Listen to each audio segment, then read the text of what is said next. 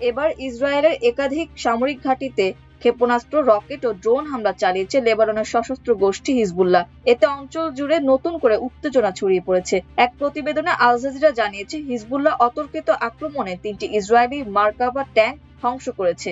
এছাড়াও গোষ্ঠীটির বিবৃতি অনুযায়ী উত্তর ইসরায়েলের শহর সাফেদের পূর্বে অবস্থিত গিবা ড্রোন কন্ট্রোল ঘাঁটি লক্ষ্য করে একটি ক্ষেপণাস্ত্র হামলা চালানো হয়েছে। একই সময়ে সীমান্তের কাছে অবস্থিত জিফতা ব্যারাকে রকেট নিক্ষেপ করা হয়।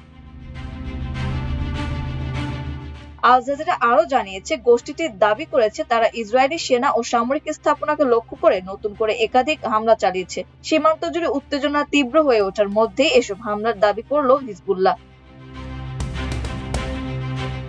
গোষ্ঠীটির বিবৃতি অনুযায়ী ভোরের দিকে উত্তর ইসরায়েলের আল মালিকিয়া সামরিক স্থাপনায় রকেট নিক্ষেপ করা হয়। এই ঘাঁটিটি লেবাননের সীমান্তবর্তী শহর আইতারুনের বিপরীতে অবস্থিত। এছাড়া আইতারুনের কাছাকাছি জাবাল আল বাট এলাকায় ইসরায়েলি বাহিনীর একটি নতুন স্থাপনা লক্ষ্য করেও রকেট হামলা চালানো হয়েছে বলে দাবি করেছে হিজবুল্লাহ। একই সঙ্গে দক্ষিণ লেবাননের আল আব্বাদ এলাকার কাছে অবস্থানরত ইসরায়েলি সেনা ও একটি আর্টিলারি অবস্থানেও হামলার কথা জানিয়েছে তারা। অন্যদিকে গোষ্ঠীটি আরো দাবি করেছে, দক্ষিণ লেবাননের শহর খিয়ামের দক্ষিণে অবস্থিত তেল আল হামামস এলাকায় একটি ইসরায়েলি সামরিক ঘাঁটির ওপর একঝাঁক রকেট নিক্ষেপ করা হয়েছে। তবে এসব হামলার ফলে কি ধরনের ক্ষয়ক্ষতি হয়েছে সে বিষয়ে ইসরায়েলি বাহিনী পক্ষ থেকে এখনো কোনো আনুষ্ঠানিক মন্তব্য পাওয়া যায়নি।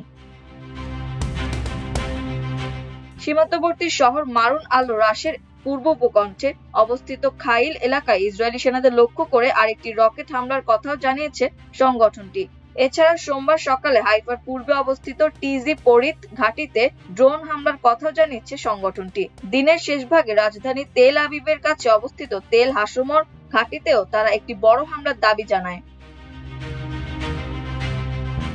তবে এসব হামলার ক্ষয়ক্ষতি সম্পর্কে ইসরায়েলি সেনাবাহিনীর পক্ষ থেকে এখনো কোনো আনুষ্ঠানিক মন্তব্য পাওয়া যায়নি।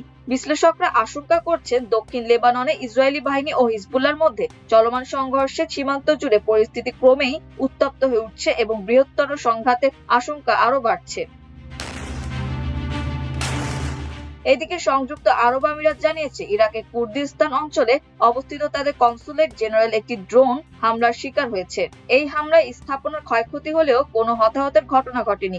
এক্সে দেশটির পররাষ্ট্র মন্ত্রণালয়ের এক বিবৃতিতে বলা হয়েছে, এই হামলা আঞ্চলিক নিরাপত্তা ও স্থিতিশীলতার জন্য একটি বিপজ্জনক উস্কানি ও হুমকি। বিবৃতিতে আরো বলা হয়, কূটনৈতিক মিশন ও প্রাঙ্গণকে লক্ষ্যবস্তু করা আন্তর্জাতিক সব নীতি ও আইনের চরম লঙ্ঘন।